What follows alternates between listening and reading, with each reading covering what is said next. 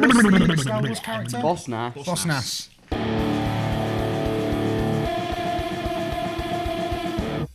Hello, I'm Alex. I'm James. And I'm Dan. We're the Ragamuffins, and this is episode 58 of the Ragamuffin Music Podcast. It's a place for us to talk about the music that we love, and goddamn, it's been a while. It's been a bit of time, hasn't it? Yes. We've had busy festival season. I fell asleep on the train and I've only just managed to get back here.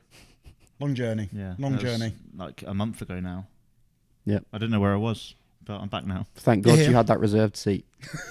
I ended up in the New Forest, the Lake District, Reading, and now I'm here. I'm back. We are back. And the Ragamuffin chain is now an express all the way through to Christmas. I don't know what that means. Polar Express. Back to normal every 2 weeks again. Thank God. Yes, and we're back. Bit of normality. Hopefully. As normal as we are, anyway. Yeah.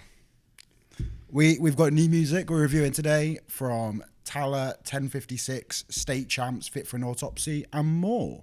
We're going to take a look back at our festival season so you can see what the hell we've been up to, basically. No messing around, straight into the latest releases.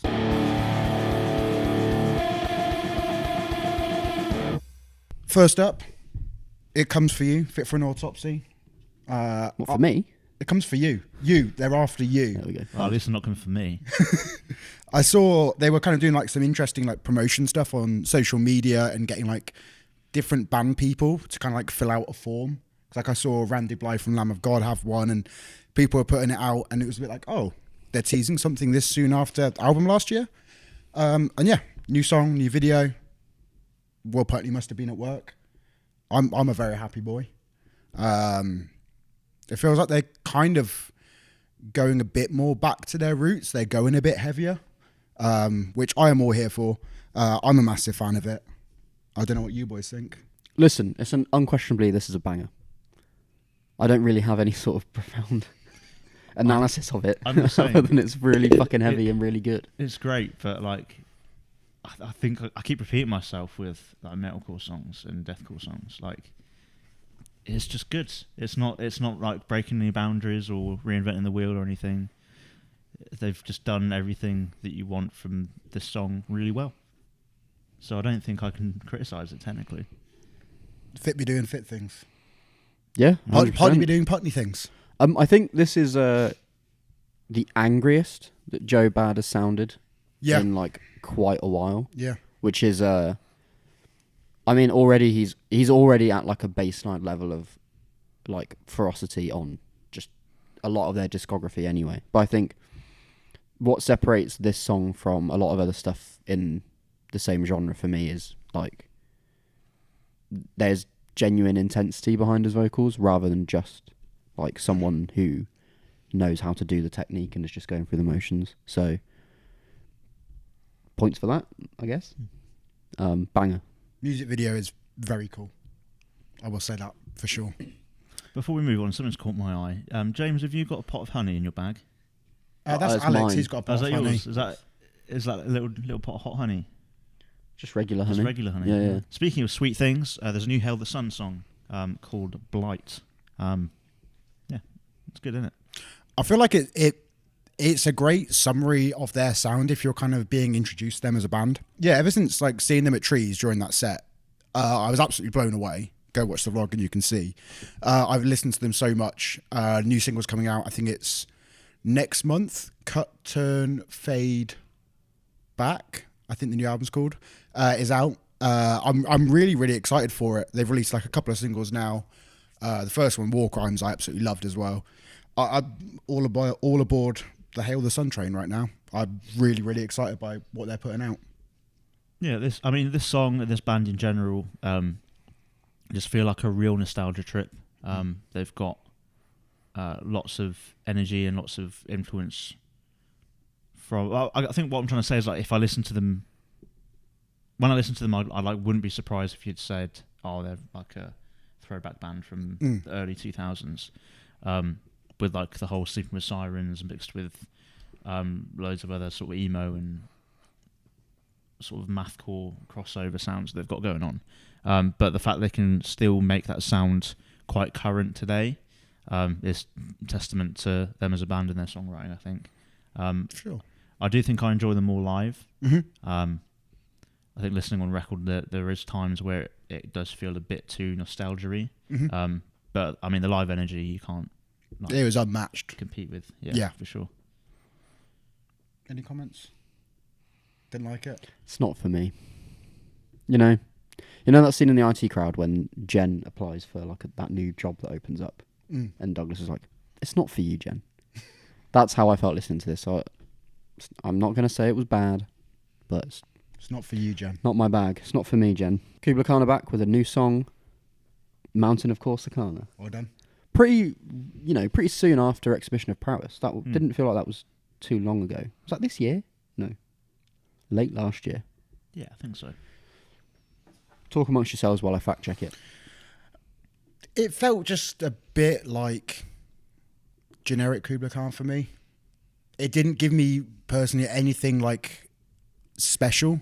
You see, I've been critical of Kublai Khan in the past, where like a lot of their songs feel like they're following a similar formula, and that they've always got this same like bass tone or riff carrying it through, and everything else is kind of built around it, which isn't necessarily a bad thing. But when you've got a whole album of pretty much the same songwriting structure and everything, it can feel a bit samey.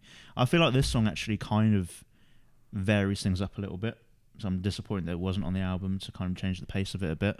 But it's still got everything that is quintessentially Kublai Khan there. It's got the heavy riff, it's got the pinch harmonics, it's got the just relentless matte vocals and stuff. So I actually think it's pretty decent.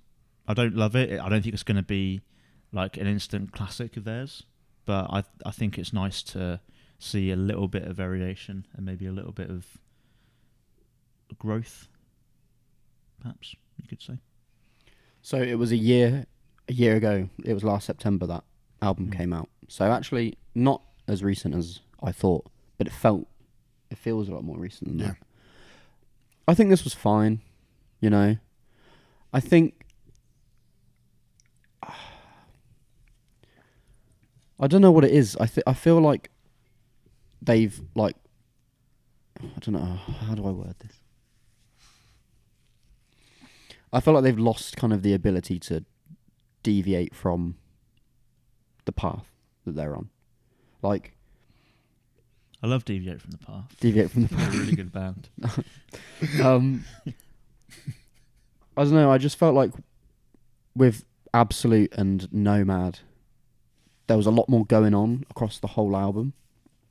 And then I feel like with Exhibition of Prowess to now, including this song, it feels like they've sort of found just one thing that does work really well, and they've just sort of kept to that thing. Whereas what I enjoyed about them previously was that, yeah, they are what they are, but they still were relatively varied within their sound. Almost Whereas, like if it ain't broke, don't fix it kind of thing. yeah, I don't know. It just feels like this one isn't any, like, if I could dream up what a Kublai Khan song would be, not dream up, but if my brain had to just make a Kublai Khan song based off everything I've ever heard, it would have just made this. But then, I don't know, maybe it raises the question of if that is inherently a bad thing. Like, Could be Kublai Khan.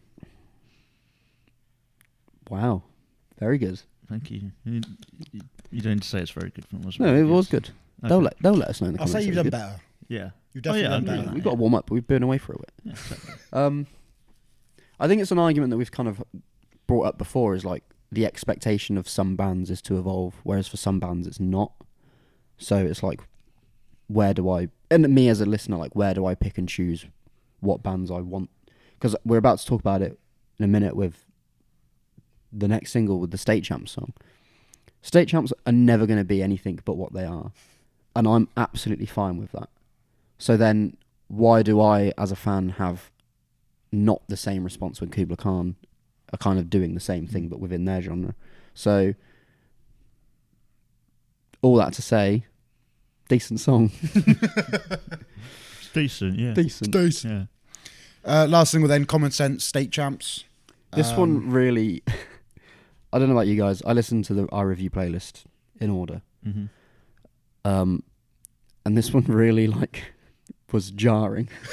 It's going from like amongst everything everything before. else. And what comes Everyone after comes as after, well. yeah. I think my face when I listened to this song was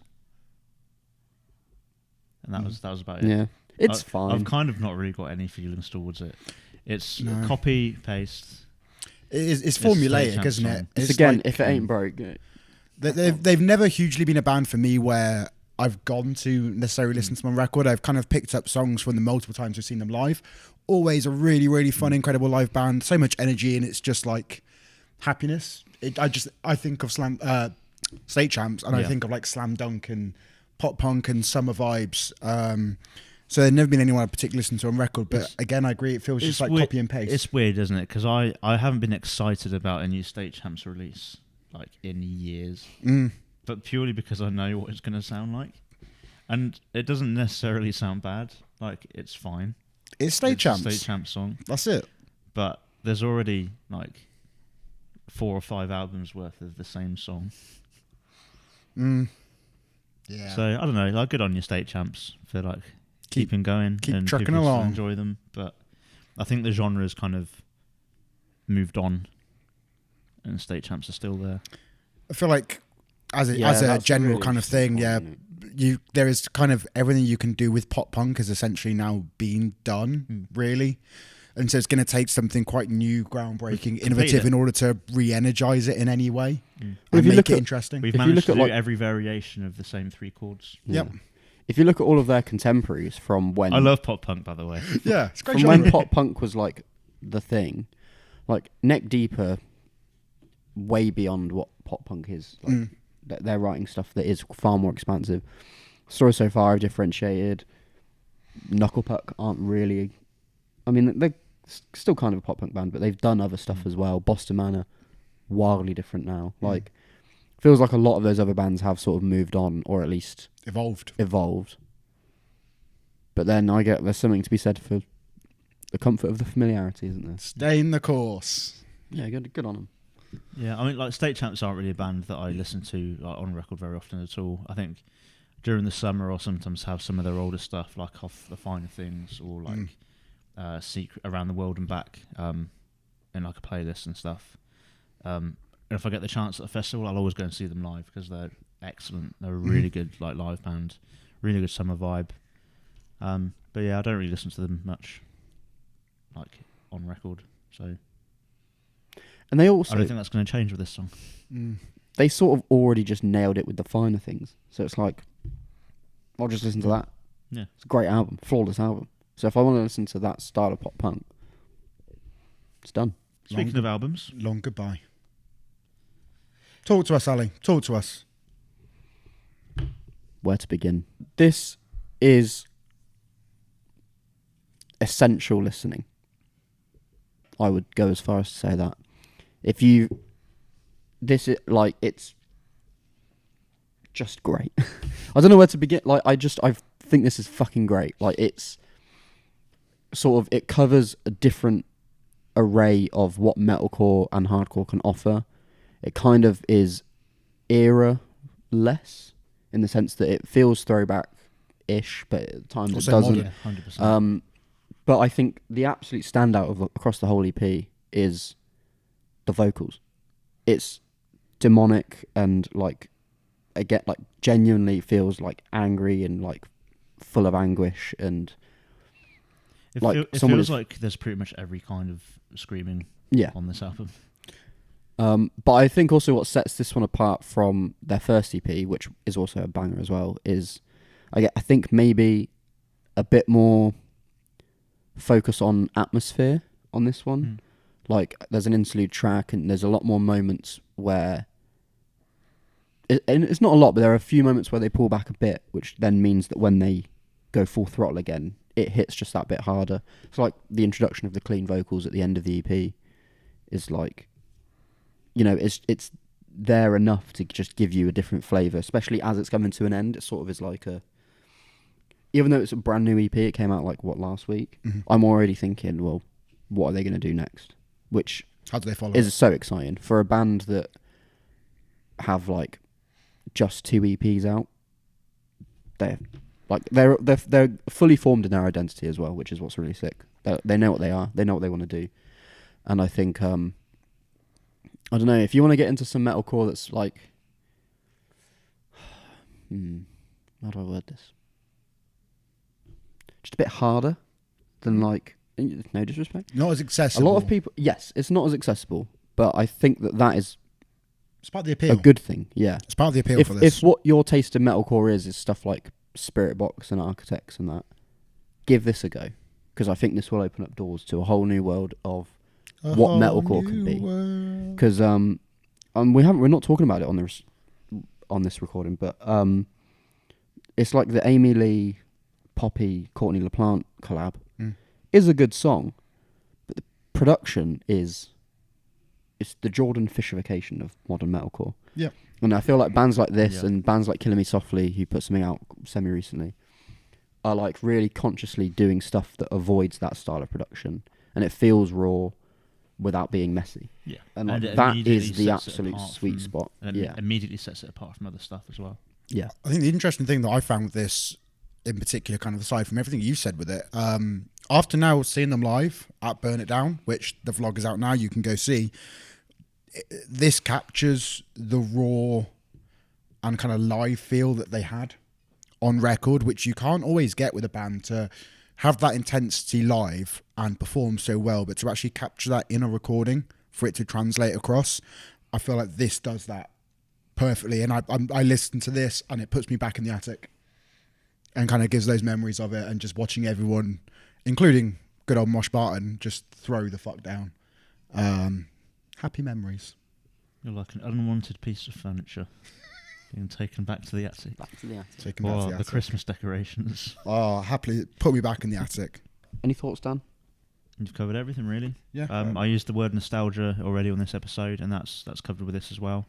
As you said, Alex, it kind of straddles that feeling of like some classic, like raw, like metalcore / like hardcore, but also brings something new and modern to the table as well, and brings a new feel to it. I'm glad you said that, because people are like labeling, maybe not this as much, but there's like a subgenre of metalcore going around at the moment that people are referring to as like PlayStation metalcore or sometimes VHS metalcore. I get that, yeah. And it's basically it's kind of stuff like this, bands like Bodyweb, bands like Rosemary, that are like having this sort of throwback. I guess you'd even say stuff like Sea Space Cowboy kind of is in that realm.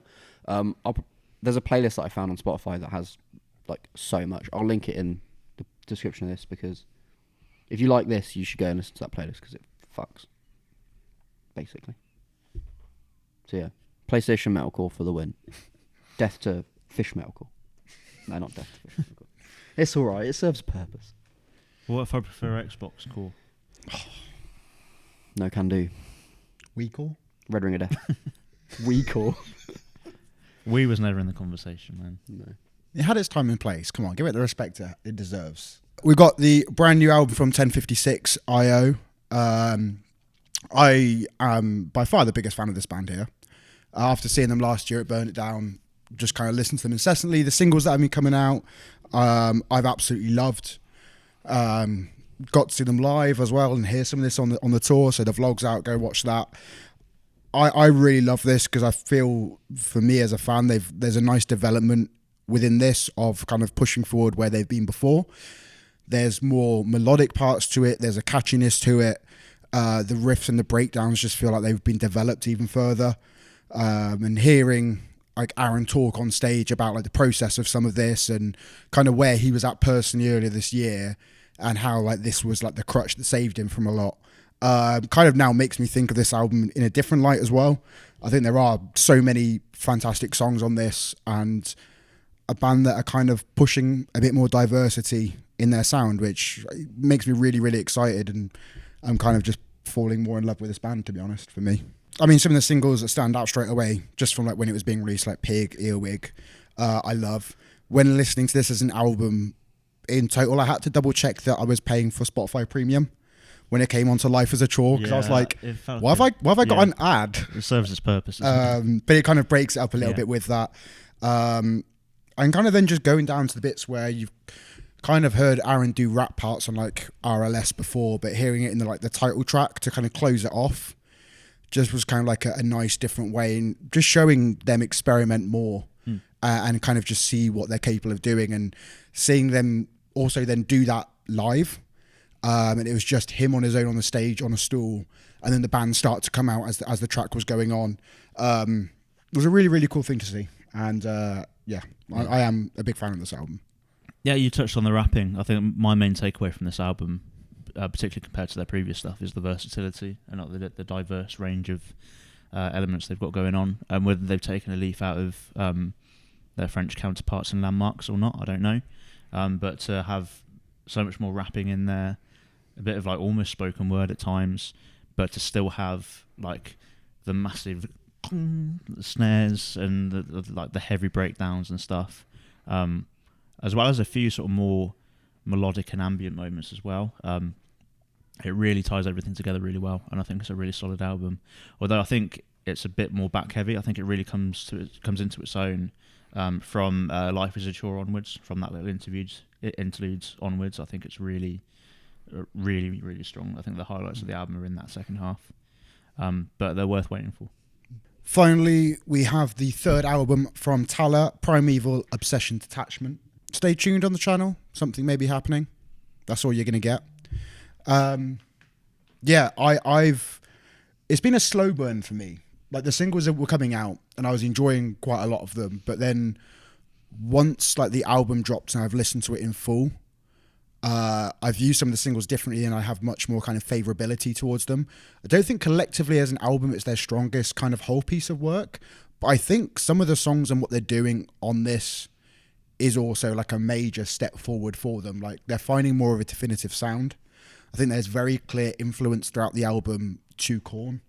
The way like Max's bass tones are, the way it's leveled, more of the percussive element, where it lands right in the middle of the mix, just is so Korn-esque in everything that they've put out before.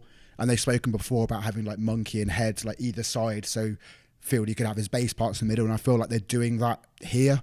And then also watching some of these new songs on the new audio tree that's gone out and just seeing them performed in the live format as well has been really nice to watch. This is a band that I think since you introduced us to them back in 2020 with Metriphagy, I've instantly fallen in love with, and I think they deserve to be shouted about so much more than they do get, and they deserve more praise and more recognition. And I want to see off the back of this them really kind of get catapulted further and be given the respect I think they deserve. I think they're a fantastic band, and there are some really fantastic tracks on here. I still would probably say for me, Metriphagy is the best collective piece of work. Generation of Danger, I think, was a really strong album, and with like really fantastic individual songs in particular. Like there's a 3-song run early on with like Shaken Not Stirred, Impressionist, which is phenomenal. It's really nice to see that development going forwards, and it makes me really excited for Tallah, and to see, I know we just had it come out, but just to still see where they go next off the back of this. I remember being critical of Tallah recently. I can't remember whether it was reviewing a single from this album or whether it was when we reviewed The Generation of Danger, but I remember being critical of them not going crazy enough. Like the things I love on Metriphagy are when they're just going absolutely ape shit. The things I love when seeing them live was when there's just like so much going on, like beat down on the drums, bass just all over the place, guitar riffs, Justin just screaming his little heart out. And I think that was missing from, I'm pretty sure it was the recent singles. But listening to this album as a whole now, I actually really like the kind of expansiveness and where they've chosen at times to like leave a bit more space in the songs to just sort of let them sort of go where they need to go. And then there's still the crazy elements in the form of a breakdown somewhere. So I think that they are, again, I agree with James. I think Metriphagy is always going to be really difficult to compete with. And will always be special to us. But I think their songwriting's really stepped up on this one. Some of Max's bass, what would you call them, a bass line? Yeah, bass grooves. Some of those are just so much fun. Like some of them are almost like Seinfeld. Yeah. So those are awesome. And again, like I said, it doesn't have to be mental all the time. There are spaces on this album where the songs are given room to breathe and room to like move along to where they want to go, which is obviously really helpful with kind of the world building and like the concepts and the stories that Tallah likes to put in as well. So I think this album's actually very, very good. I feel like on that, this is probably the best like collective piece of work as an album that shows off the diversity of Tallah. Yeah, I also think it's their most easily accessible piece of work. Yeah. I think if you're new to Tallah, I'd probably still show you songs like We the Sad, and No One Should Read This first. Overconfidence. But I think if you're going to listen to a full Tallah album, I think this is a really easy one to start with. Before coming across to you, just a couple of facts I found out about this. It was all recorded live, no click. Wow. Which they were like, oh, well, we do that live. Let's just do that in the studio. And every bit of vocals on this was done in one take. That's very impressive. So I think it kind of makes it even more special when you can kind of go back and listen to it with that in mind. Yeah, phenomenal. Who else does that nowadays? So, No. Calm down.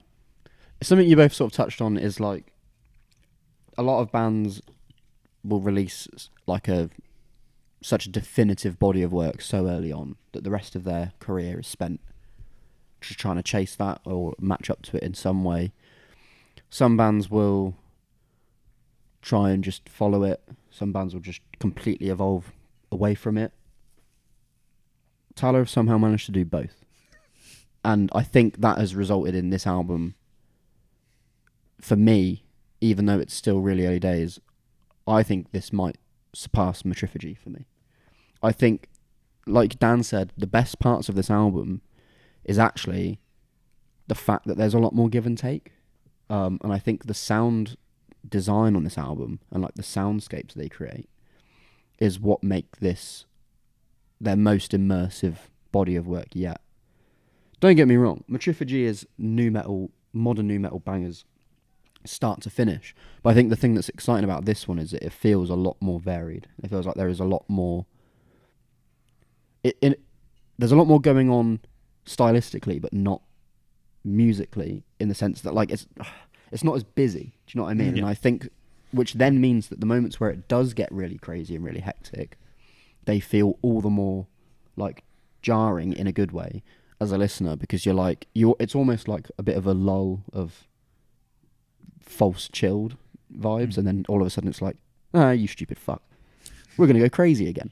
And I think the move from of Max going from drums to bass, I know that he did record some drums and was involved in the writing of the drums, but his involvement as a bass player on this album is akin to Fieldy's like iconic input on Korn records. Like it's one of those like things that will set a band apart from, there's a lot of bands that are doing like a new metal kind of revival thing at the moment, and I feel like this is the stuff that takes a band just to that next level. They have to be on the Dogtooth stage next year at Download. Oh, 100%. They just have to be. I don't know how they haven't been already. Yeah, it's criminal, isn't it? The only time they have come over is when we saw them last year. So No, I think they did support someone for a couple of shows a few years Did before they? that. Yeah. Either way, So, Just before the pandemic, though, wasn't it? yeah. I desperately need to see this band live. They were phenomenal when we saw them Awesome. downstairs in the Dome. You can go and check that vlog. And I think they said themselves that was their biggest and craziest show they've ever played at the time. This is also charted. They probably say that to every city they go to. This is also charted number 10 in the UK rock charts. Has it? Which is a huge Fucking accomplishment. hell. Yes, it's done phenomenally well. They put up on their socials for it. So massive props to them for that. Obviously, the UK audience is absolutely fucking loving it, as they should be. I think we'll look back on this album in years to come and be like, that was where Tallah defined their sound.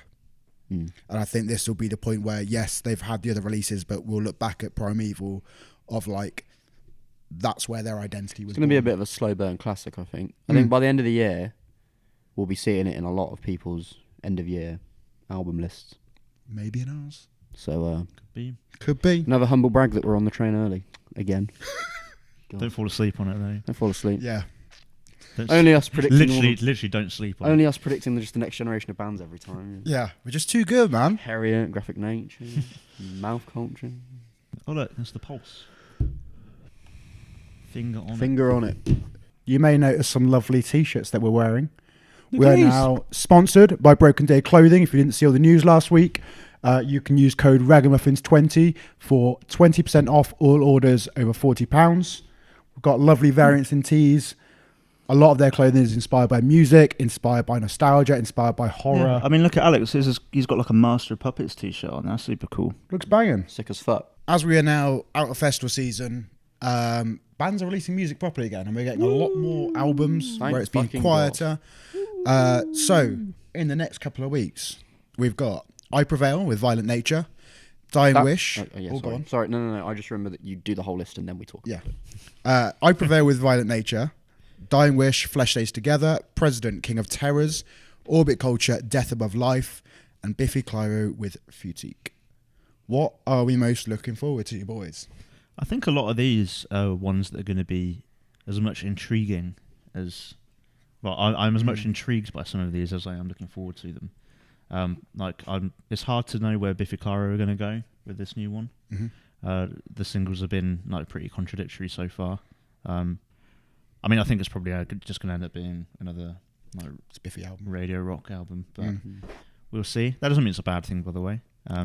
I Prevail, of course, have lost their main clean vocalist. The singles so far have seemed pretty good, so that's going to be an interesting one. President, we've already got pretty much most of the songs out anyway, so it's difficult to be excited for that one. I'm sure Alex can tell us a bit about Dying Wish. Feels like, again, this feels like this is coming quite soon after another release. But that's probably because I've lived 1,000 lives in the last year, it seems. So maybe not. But it will be good. Many happy returns to Emma and Jeremy, who got married recently. Yes. By the way. Congratulations. I think, the Dying Wish, I'm really intrigued by. Can't remember the name of it. In this kind of little break we've had, I remember a song being put out. I'm really enjoying it. I can't remember what it was called, but that was good, so I'm excited. The I Prevail one, the singles have been really varied and different, and it'll be interesting to hear a collective album without Brian on vocals.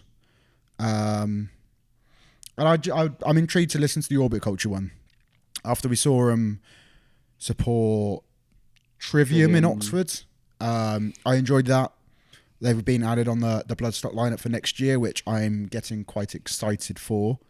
So I feel like what you want from us though is one each that we're most excited for. So I'm going to say Biffy Clyro. Alex, I'll say Dying Wish. I Prevail. There you go. Let us know what releases you're looking forward to in the comments. We'll probably review them next time around. Most likely. Yeah. Also, let's just say before we move on, what an absolute blessed time we've had recently. So much to talk about that we couldn't fit it all in. But quick rundown: Rosemary EP, Bodyweb EP, Split Chain album. Fucked. The new Hayley Williams album is fantastic, even though it might mean the end of Paramore. New Lover's Noise single is their best song yet. Yep. Cam didn't lie. He said it would be, and it is. What else? There's been loads. I even had a chance to listen to it. There's a new Lorna Shore album out.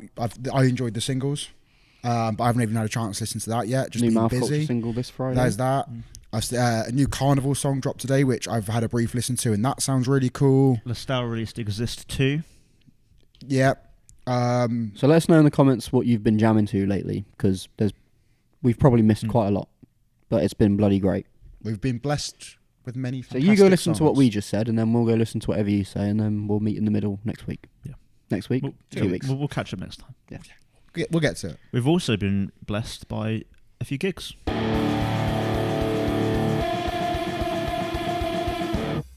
We've kind of come out of festival season. Since I think we last did a little poddy, we've had, I think, 2,000 Trees and Burn It Down, so you can check out the full recaps of those. We must have done a podcast since 2000. No. We haven't. Did we not? No, we haven't. This has been... I'm so sorry. How long was I on that train for? You were on the train for a while, buddy. We really snoozed. At least I made it down to Torquay for Burn It Down Festival. Exactly. Like I say, check out the full recap pods of 2,000 Trees and Burn It Down. If we're going chronologically, I'd want to say you went for a day at Reading Festival. Yep, I managed to jump off the train. Quick stop. In Berkshire. I went to a Reading Festival. Returned for the first time since 2019. It's a festival I used to love going to. If you've seen the vlog, then I've already explained this. I used to love that it had a bit of everything for everyone. There'd be some indie bands on there. There'd be some metal bands. There'd be some rap. There'd be some pop. There'd be just a little bit for everyone. So we used to always manage to take a big crowd with us. Everyone would be happy, even if it meant people going off and doing their own thing for a bit and meeting up afterwards. There'd be something for everyone to see. Last few years, there's not really been enough to convince me to go. Plus, the fact that last time I went, I was 23 and I already felt a little bit old. I'd heard horror stories as well of people that have been the last couple of years where they've had the likes of Spirit Box, Not Loose and Sleep Token there, where people have gone just for the day to see those bands, and they've been like harassed by people in the crowd, and it's like they've felt like they're back at school being bullied for being the emo kids and just not felt welcome at all. But the Saturday at Reading this year was so stacked full of bands that I had the confidence to just go and see how it is. How was it? And it was really good. I think because there were so many bands on that particular day, like Bring Me the Horizon, Bill Murray, Mouth Culture, Limp Bizkit, Shikari. There's enough there that there were people there like us. Enough Grebos to look after each other. Exactly. Yeah. And obviously the artists that the kids would want to go and see would all be like on a different stage, while like Shikari or whoever else. Well, the big boys play play with Shikari. Yeah, exactly. You know the dad crush at Slam Dunk? Yeah. That was it. Like that. I think we're the dad crush now. At Reading. Nah, just the emo. Or just like the kids are at a regular crush. Yeah. They go and see Baker or Who the hell is that? Carr or Who the hell I don't is know that? how it's pronounced. I think it's Bakar. But they can go and see them while we're off moshing. Throwing down. I was a baker for a short time. Come on. There you were. Burnt yourself, didn't you? Yep. But yeah, what are the standouts? Standouts for me, Bring Me the Horizon, just blew everyone out of the water again. Did the set differ much from kind of what we saw Download It did 23? a fair bit. It was pretty much the same kind of story in terms of the production that you'd expect. Next gen kind of stuff. Yeah, with, exactly. AI. Although they were kind of closing off that kind of era in terms of like the storyline and stuff. But yeah, while we were waiting, they had all the like video game stuff going on the screen. And similar with Download, the set kind of goes through a bit of a story of Eve's trying to like hack in and stuff, and then she breaks in and everything blows up on the stage. And then they kind of defeat her at the end. So really, really exciting. And I think I couldn't help watching it thinking, oh, I wish this is what Sleep Token should be doing. Like, even though they're like Sleep Token is seen as like the pinnacle of metalcore at the moment, or whatever genre you want to call it. Well, I was going to say people are going to fucking hate me for that one. They're not Like, metalcore. they're not. There's so much that Sleep Token could do with their lore and with their stage presence and their production and stuff that I don't think they've tapped into yet. And I think Bring Me the Horizon is still like easily the top of the tree in terms of leading the way with stage production in the metal scene. For heavy scene, yeah. For sure. Agreed. Didn't see Shikari, sadly, because I've seen them a million times. I wanted to go and see a band called Wonder Horse, who are a bit more of an indie band compared to what we usually cover on here. But they're just really good. I think they're going to be massive. Played on the Chevron stage, which is new to me. Like that wasn't there the last time I went.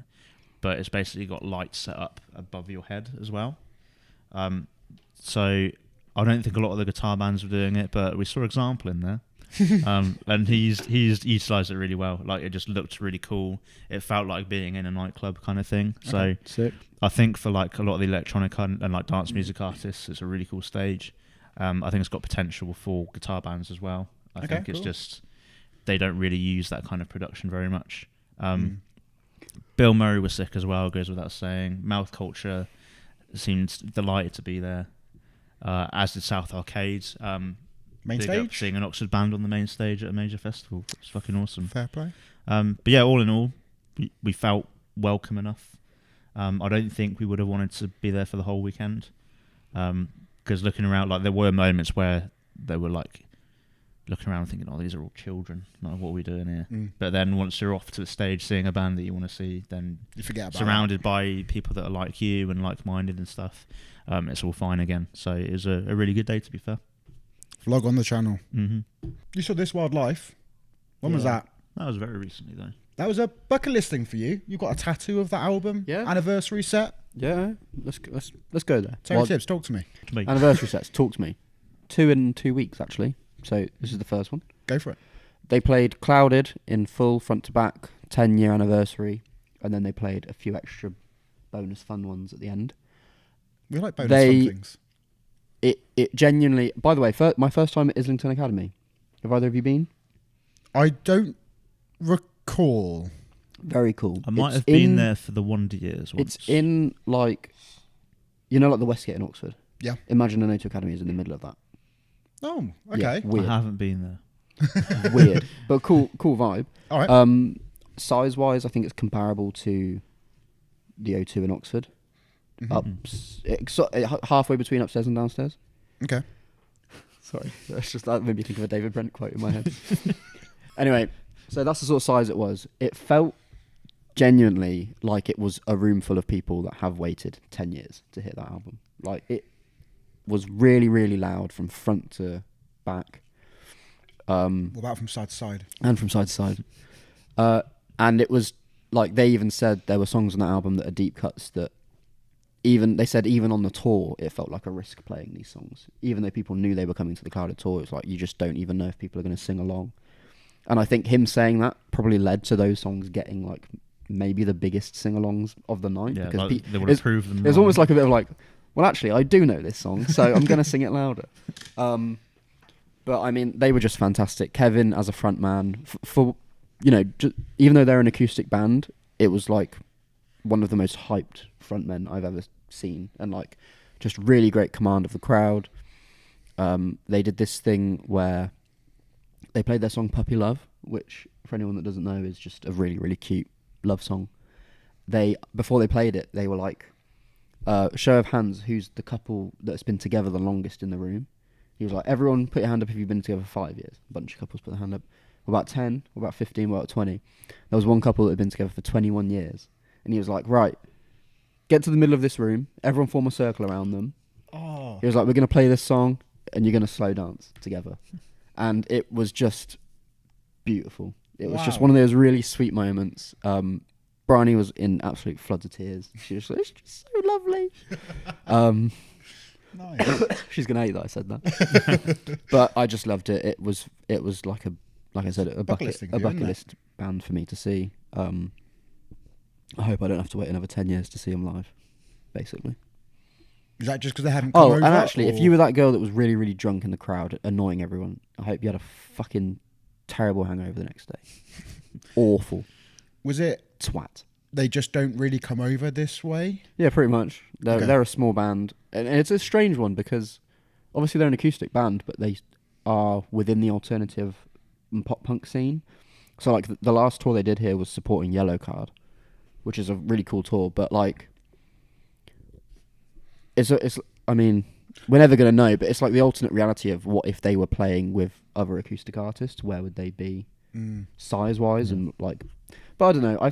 As you look around the room, I think they've cultivated the exact audience that they want. So I don't think they would change anything. But yeah, they just don't come over here that often. What was number 2 then? Yeah, speaking of 10 years, it's an anniversary set of Peripheral Vision by Turnover. Where was this one? The Roundhouse. Oh, And great venue. I haven't been to the Roundhouse in years. I think maybe I want to say that While She Sleeps was the last Roundhouse gig we did. That was the You Are We Yeah. album release, wasn't it? With Choir Noir. No, it was the So What. Did it say album what? release. Yeah. Yeah. Because they had the question marks painted on the amps. Where was the You Are We With, one? You Are We was at... I can't remember going to a You Are We one. Was that Brixton? We saw Sleeps at Brixton because they had Vane supporting. Yeah. And I don't think it was a release show though. It was on the tour. The You Are We tour. But Yeah, anyway, we're getting bogged Roundhouse. down. Yeah. We're getting bogged down. The Roundhouse is fucking lovely. I haven't been there in so long. And I mean, clues in the name, but the room is just round. It's a circle. What? I know, crazy. But it kind of means that you can be anywhere and you've got a good view, because obviously most venues just go back. But because it's a circle, you can kind of just stand anywhere. It sounds good everywhere. That's what I was You can going to see say. from anywhere. I bet it held the sound in for all this. Oh my god. So good. Wickerface Springs Eternal was support, who I was under the illusion was an emo rap type vibe. Okay. Like Little Peep type thing. 'Twas not. It was like country. It was strange. Huh. Still good though. Makes you think. Yeah, much to think about. I think that turnover crowd was the loudest crowd I might have ever been in. Across a full album. It was crazy. And like you think, even the songs you think might have been a bit of a lull, no. It was just, like there were times where I couldn't even hear him. I was just listening to the people around me and singing along. Like, fantastic. Any unnecessary mosh pits? No. Do you know what? Oh, No. Nice. I mean, we were to one side, so That's good news. I couldn't see the pit. There were some people crowd surfing for like some of the more upbeat, like they did when they played "Take My Head." It got a little bit more rowdy, but it wasn't like, it was never to the point of like, oh fuck, this is kind of annoying. It was like people were just kind of dancing and jumping a bit. They played the album, then they played 2 brand new songs. The first of which really, really high energy. I was really quite surprised actually, because a lot of their stuff post Peripheral Vision has been a lot more chill, a lot more in like the dream pop kind of shoegaze space. Whereas this one felt almost like a bit of a return to a Peripheral Vision type energy. Interesting. Maybe that's inspired by them playing it on tour for so long, who's to say. And then they played a bunch of other songs at the end, closed with Most of the Time. What's Not to Love? Great. Just a really great evening. I saw 1056 at the Dome. Trying to think who else was on the bill. There was a band called Darley where we missed their kind of support because we were stood outside chatting to Aaron from 1056. So the first band we saw was... Oh, what am I forgetting? Oh, couldn't have been that good. No, they were very good. Main support was Cabal. I remember that. I was saying kebab. I thought you said kebab. Just a guy on stage cooking a kebab, throwing it out to the audience. Great idea for a band if you're watching. Victims. First support was Victims. Really, really good. Really, really fun. High energy. Got the pits moving. Then saw Cabal as the main support. Vocals were gorgeous. But we were there for 1056 in support of the album that's just come out, which we talked about earlier. Was a lot of fun. Was it a tour or just a release show? Tour. Oh, sick. Tour. They'd started it a few days prior in Europe. This was their first show in UK. It was the first UK headline performance they'd done. Wow. Big up. Wasn't as full a crowd. Hadn't realised until we got to London there were many, many, many tube strikes. Oh, bollocks to it, yeah. So, sorry. No, go on. No, I was going to say I went to see Hercules in the week as well on the West End, and the tube strikes were a real inconvenience, but yeah. Carry on. So we got to... A real inconvenience. We got off at Paddington Station. Yep. And then Tiger and I were looking at Tube Map and we're like, right, we need to go to here to here. Went to go down the thing and it was like Northern Line completely closed. And we were like, oh, is it just Northern Line? Then we realised there was a lot of it closed. Most of it. Essentially. And so made the walk from Paddington to Camden, which took about 40 odd minutes. Got some food and then proceeded to walk towards the Dome, which was like another half an hour. So got our step count in prior to the gig. Energy was still up for the gig though. We were in the pit for pretty much all of 1056 as well. Shout out to Sam, who we saw in the pit, who came and said hello and was kind of joining us for most of it. Lovely guy. Shout out to Shields, who we saw there. Shout out to Joe and Sam for a bit. That's what I thought you were shouting out then. Oh no, different Sam. Shout out to Joe and Sam from Shields though as well. God, you were meeting everyone with you boys. Yeah, oh yeah. And so it was nice to catch up with you. And yeah, it was just a really, really fun gig. Go check out the vlog. That's out. Solidarity, by the way, with the train strikers. Our inconvenience is not as important as your... Yeah, the inconvenience is the point, isn't it? So, well done. Proving a point. Big up. Hope you get what you want. Shout out my We're train striking driver. your train. I know, yeah. I wish my chain was on strike. Wouldn't have fallen asleep. Would so have long. been back quicker, wouldn't I? What have you been seeing, then, bud? I think the only other thing for me is Lestel a couple of days ago. The People Fest. Oh yeah, scratch that. We went. Tia and I went and visited Northampton, the sleepy Nicest sleepy time of town year. of Northampton. Mm. That's not that bad, you know. I've never been. We didn't see much of it. The car park was like right next to where the venue was. They have like a bit of a locally sort of music festival, Northampton Music Festival, all totally free.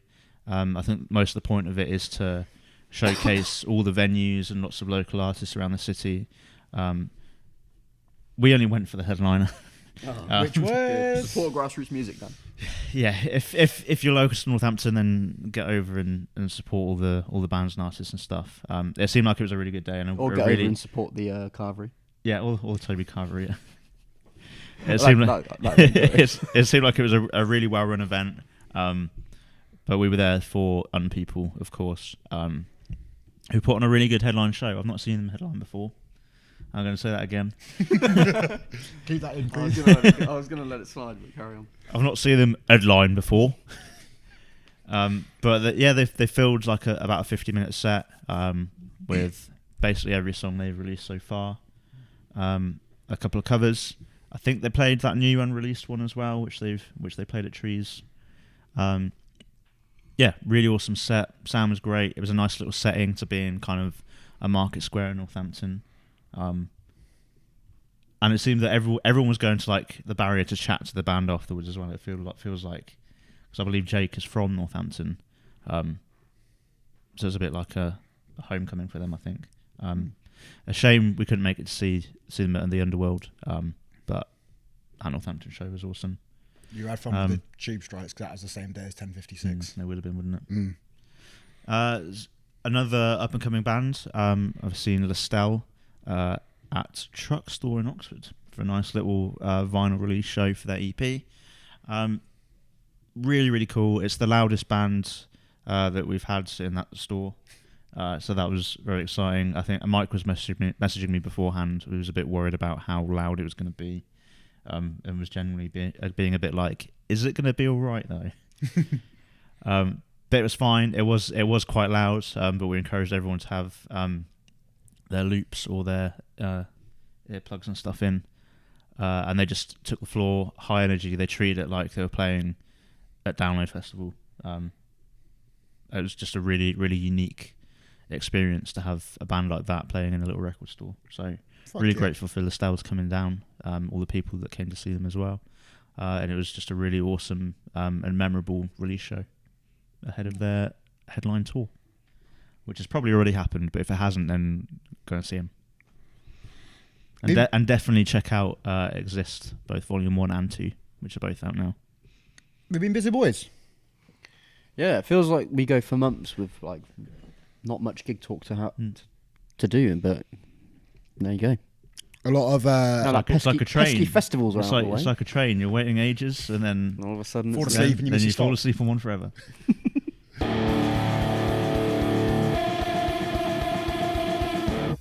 We had a lot of festivals this summer. Yeah. Go check out the vlogs, check out the recap pods, and all that kind of stuff. But we're going to take a little bit of a look back, all these different festivals, certain highlights.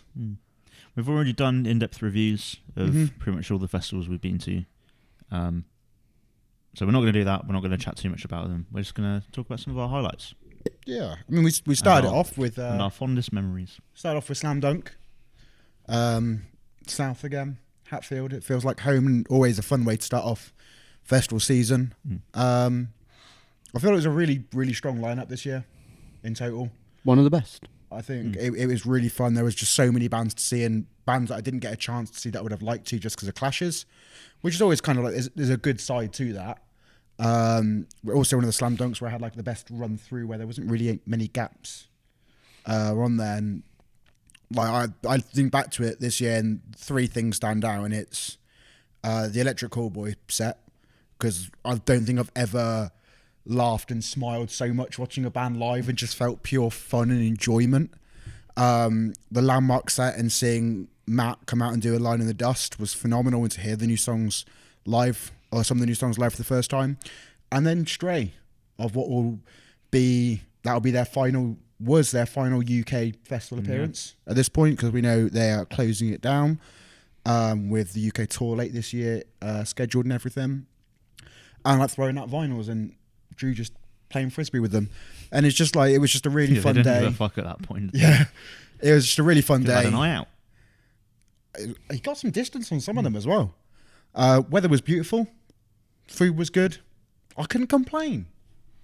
I could. You did have reason to complain. Key Club stage was fucked, wasn't it? Mm-hmm. But, you know, we live and we learn. Highlights. Movements were great. Hot Money were great. Movements were really good, actually, weren't they? They were fucking great. Copacetic in Full. Fucking hell. Do you know what? I've not seen that many albums played in full, and now I've seen a bunch of them.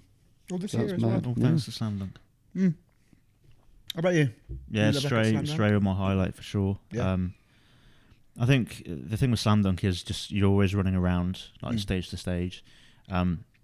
This year, I don't know what it was. Although the lineup was absolutely stacked, it felt like the most manageable in terms of clashes and stuff. Yeah. Personally, I know everyone will have different tastes and will have different luck with clashes, but the Clash gods were kind to me this year, which means I'm probably due a bad one next year.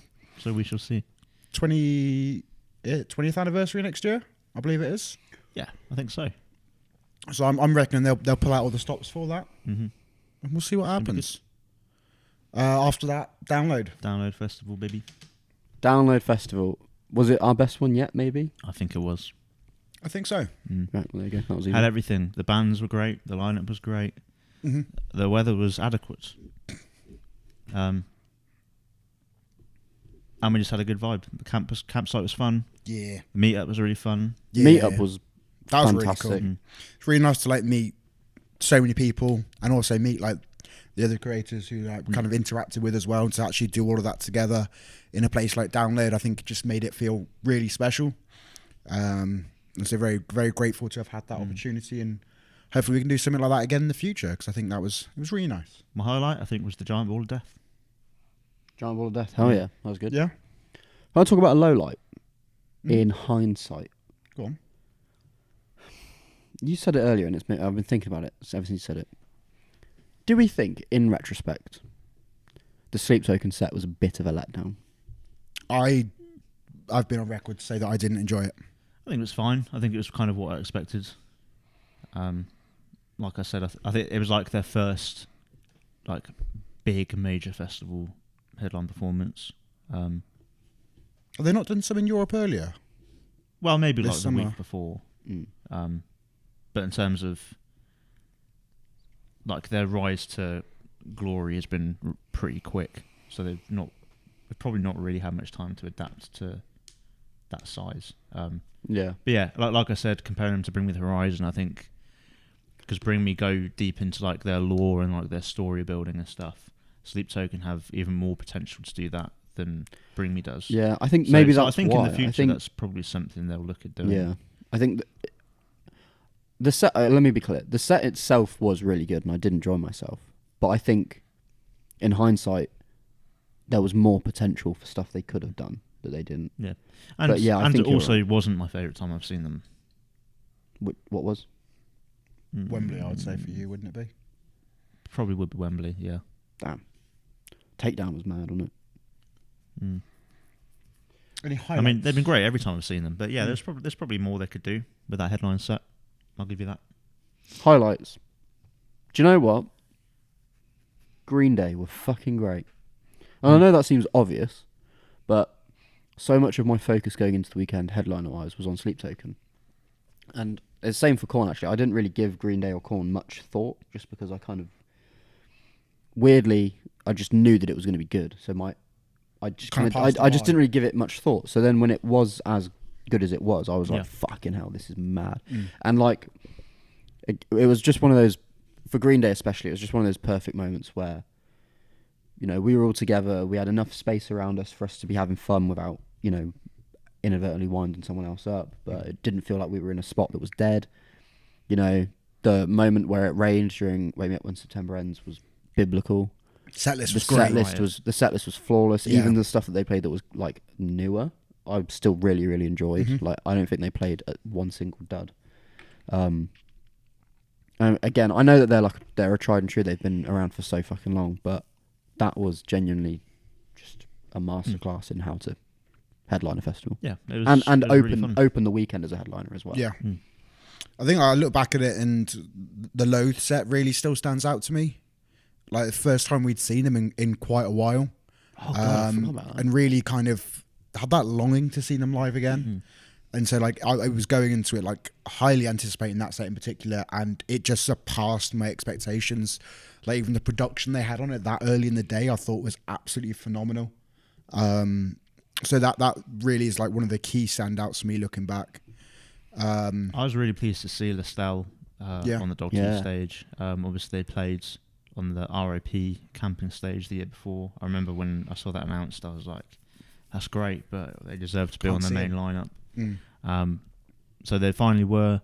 The tent was absolutely packed for them, with them being kind of local boys that have been like doing this for a long time. It's really, and I was chatting to them the other day about it. Like it's really good to have seen them over the last 18 months sort of really seem to have knuckled down and like got some real momentum going with them now. And we'll see them on download stages again. Many years to come. In years to come, I'm for sure. many years. I think they'll be on multiple lineups and fully deserved. I just remember as well when they introduced Breathe Me In and everyone cheered in that tent. It was just a really, really nice moment. I'm sure it was for them as well. Your voice for the debut of President there? No. Yeah, that's... Oh, you didn't? I did, Couldn't get in the tent. Couldn't get in the tent? We had that. Oh, it was in the tent. Yeah, that's going to be a one to look back on, isn't it? That's a history-making performance right there. Yeah, I think there were a lot of phenomenal sets, and it felt like everyone in our group was nice and busy throughout the entire festival. I think like finding like new bands, like when you have those little gaps, and like, you know, I'm going to stay here for a little bit, see what's on, and then you just find something. There was like multiple occasions of that. Yeah, I would safely say, to wrap up that Download part, like you said, I think this was my favourite Download festival.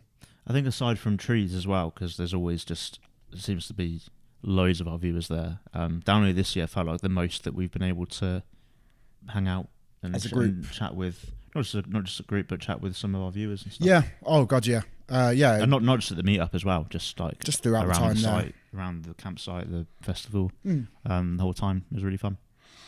And you put it perfectly there with Trees. It's always just a lovely community kind of feel there. One word to sum that up this year: hot. Absolutely fucking boiling, but still had an amazing time. We invented Gazebo. We did. Again, a lot of great bands seen there this year. I think one of the standouts for me was the Split Chain set in particular. Yeah, just the way that as soon as they got on the stage, how crazy everyone in the crowd went. Getting that many people to like crowd surf so quickly in that heat, I think was impressive. And the Hail of the Sunset, like that just absolutely blew me away watching at the barrier. The energy and kind of coming away from that, like speechless, doesn't always happen that often. My mind has gone blank to every single band that I saw. I don't know what's going on. There was the Unfortunate Lover's Noise. Why would you bring that up? We're talking about the heart. No, because that's going to lead into something with Burn It Down in a Okay, moment. I see what he's doing. We're talking redemption. We're talking redemption. Trees bands for yourself? Genuinely, who the fuck was there? I'm trying to think other bands Who we was saw. there? The Return of Trash Boat. Oh yeah, that was great. Sick, that was great. Stitch Your Guns. People's main stage set was unbelievable. Stitch Your Guns as well. Yep. Stitch Your Guns, you know, Sick. what can you say? They've been around the block. They know what they're doing. Classic. Who else? How's the Trees? Split Chain, James already mentioned. That was one of my favourite sets of the weekend. La Dispute played the Forest and the Axiom stage. Oh. Not Fever 3. The other one. Let Live. Let Live. How could I forget? Transcending.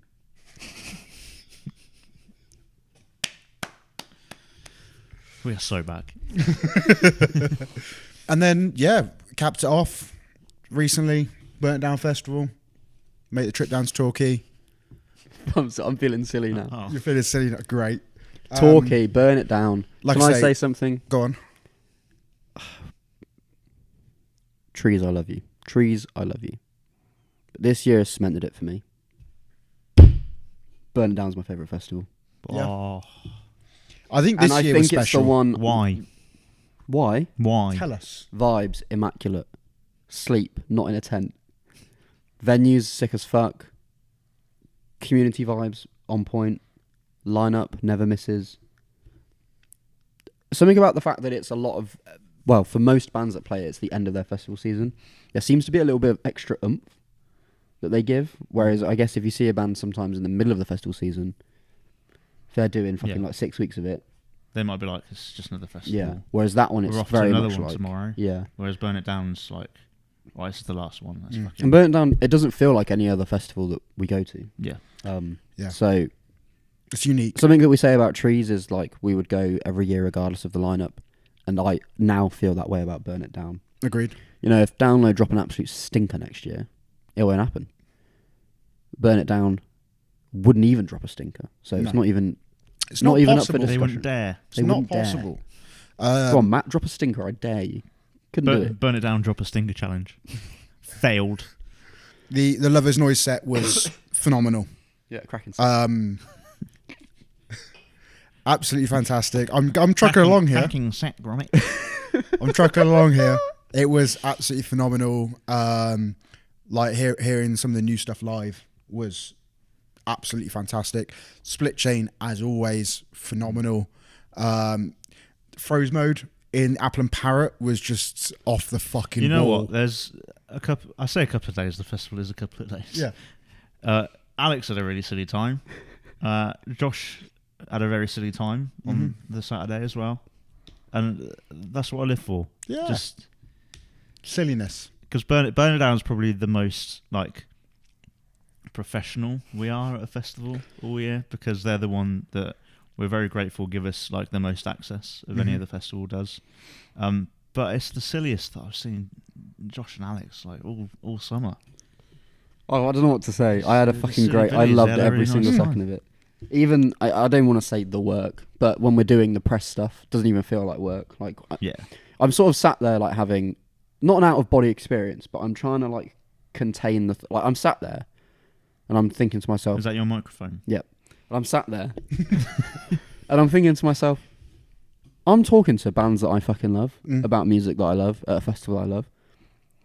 Oh, wait, hang on. What did he say? I've got to listen because I'm interviewing him. Do you know what I mean? I'm trying to just, like, contain that feeling the entire time because Blessed. we got a job to do. Yeah, But also... and we're grateful we it's- get to do it thanks yeah. to the festivals and Yeah. to you guys for watching as well. Like we wouldn't get to do it if we didn't have an audience. So 100%. thanks. Um, And guilt yeah, trip, and no I barrier. agree with Alex. Like a big moment for me was just having a really fun time seeing Mouth Culture. Like in the vlog, there's a great shot of just like all of us like dancing and singing and stuff in the pit. And then probably like half an hour later, we're interviewing Jack from the band. So And also, this is Crazy. going to sound really fucking, you know, patting ourselves on the back here, but the bands that we spoke to were very, very kind to us as well, and very Yeah. and said some really sweet things about the stuff that we're doing, which, like, I think we might have talked about it on the podcast before, but we've been to festivals as, you know, media or press or whatever in the past, and very much it's felt like imposter syndrome of like, we should not be here. And I feel like this is the first year, for me at least, where I felt like we've really earned this and earned like the respect of the people. And also around a us. massive credit with that in kind of feeling comfortable to the Burn It Down team. They are extremely welcoming, so kind, accommodating, and just lovely people to kind of chat to. When you kind of have those moments passing by, they will always have that time to kind of just say hello and just chat about anything, to be honest. Just a lovely community feel with it. It's very unique. And they booked Static Dress playing Rouge Carpet Disaster in full. I mean, what more could you want? and as A James guilt- was about to say, a Guilt Trip, no barrier set. Yes. Done. Yes. Mental. Crazy. As soon as I heard Sweet Dreams, I was up on that stage. Yeah, the was... the vlog's out now. The vlog's out for all of these festivals. Yeah, that we're talking about. go watch them all. Go and check them out. Go check out those. The interviews we talked about, they're going to start coming out next week at time of release. So go watch those as well. I had a couple That's of me editing them. Fuck. I had a couple of bonus festivals on top of you guys. Reading Festival, as I said earlier in this podcast, like the return, I guess. Yeah. And it was great. Had a lot of fun. It's not exactly how I remember it, but yeah. You're a different person now, Dan. I am. I'm a different man. That train journey changed me. You did. But that was awesome. And Truck Festival once again. It's kind of similar to Trees, but a bit more like indie and pop, and kind of Radio 6 is kind of the way that I would cover the genres on that lineup. But it's just a really well-run, medium-sized festival, similar to Trees. And it's always great to go back there and work there year on year. Fuck yeah. And that's it. 2025 festival season is done. That's a wrap. Finito. And already, Game obviously, over. we start looking towards next year. Maybe some new festivals we put in the calendar. We still never found a great place for a beach party. I don't think we're going to find it We this were late in the so year now, close. mate. We were so close. The beach was right there, but also so was the wind and the rain. Yeah. Weather was not on point there. But it was a lovely festival season. Might be my favourite festival season as a whole as well. From all the couple of years we've been doing this and doing like multiple festivals, I think just everything added up like beautifully. With bands we saw, the groups we were with, and the memories. Yeah, it was basically like the summer I turned pretty. Yeah. Yeah, man. Yeah, man. Let us know down below from the festivals you went to this year. What were your highlights? Oh, I really thought you were going to rhyme the whole thing then. Let us know rhyming? down below. Yeah, I thought you were going to Dr. Zeus it. Let us know down below Which your weekly nation which festivals we should go. There you go. Yeah, do that. Let us know where we should be next year that we haven't been. Maybe we make a Bloodstock debut. Maybe we make an Arctangent debut. Maybe it's somewhere else. Maybe it's in Europe. Who knows? Bloodfest. Bring back Butterfest. Whitney Music Festival. Don't clash with download challenge. Impossible. Outbreak. Do we make our return fuck. to Outbreak next year? We might be able to go to Outbreak next year. Outbreak. There was genuine fucking real joy in Mate, your eyes then when you just I've wanted to return to Outbreak since the Yes. last time we went. Outbreak. It's so good. I know you don't think you've released your dates yet. They have. Please. Yeah, they have. Yes, they have. It doesn't Is it- clash with download. Hallelujah. Maybe we should go. We've got to do it. Yeah. Maybe they'll have us Of along. course we do. Maybe we're Outbreak Yeah, next year. Maybe we'll go. Maybe we'll go. We're not too excited. Dunno. Definitely Stop, not. Maybe we'll go. Let us know where you want to see us next year, of any new places. Let us know what festivals you've been to this year, all the good memories, the best sets you've seen. Watch Outbreak drop a stinker of a lineup this year. I don't We think can they'll do it. finally Outbreak drop a stinker challenge. go. Impossible. Impossible. And the only thing to do to wrap up, FM.